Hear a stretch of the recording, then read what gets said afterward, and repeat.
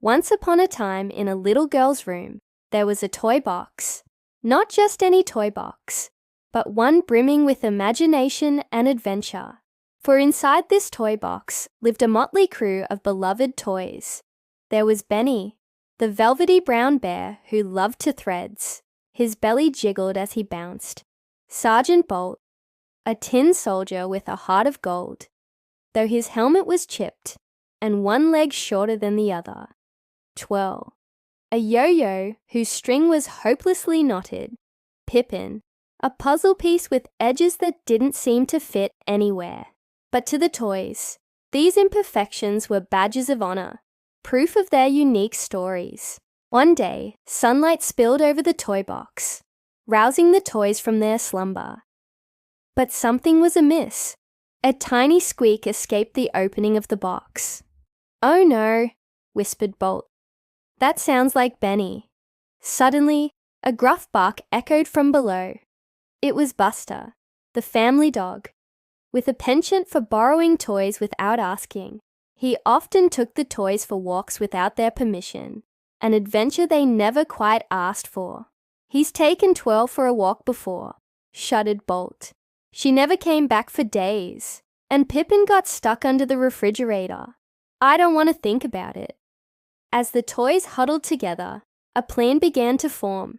"We have to do something," declared Bolt. "But how? We're too scared." "Not if we're together," squeaked Benny. "We can protect each other."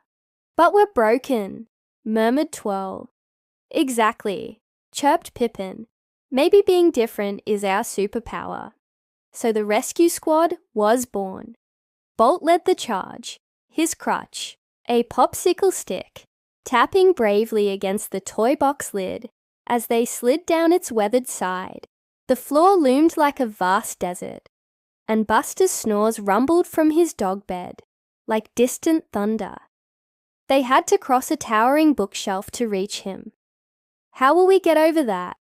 whispered Benny, his eyes wide with fear. "I have an idea," said Twirl. Her knotted string caught a shelf, swinging the three of them up like a rope cart.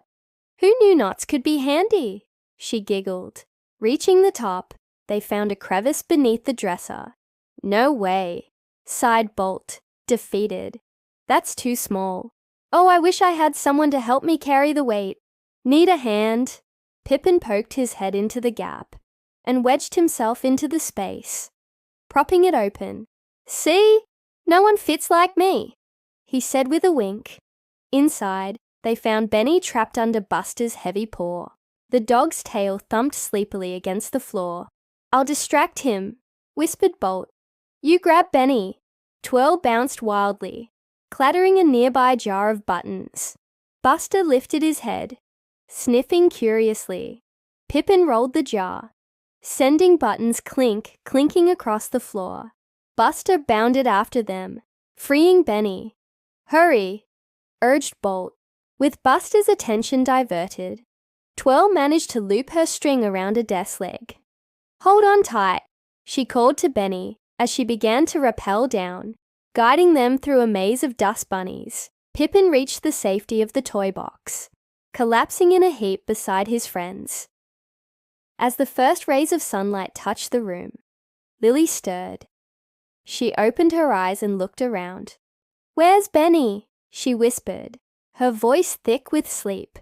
As she began to search, tears threatening to spill, the toys held their breath.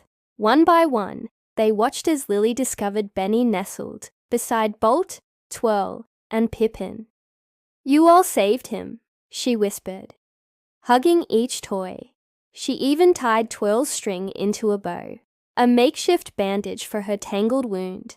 That night, as Lily slept, the rescue squad basked in the warm glow of her bedside lamp. "You know," Bolt said, his tin heart swelling, "maybe we're not missing parts. Maybe we're just extra special. And the best team," added Twirl, spinning happily. As Pippin snuggled close to Benny, he whispered, "Exactly as we are."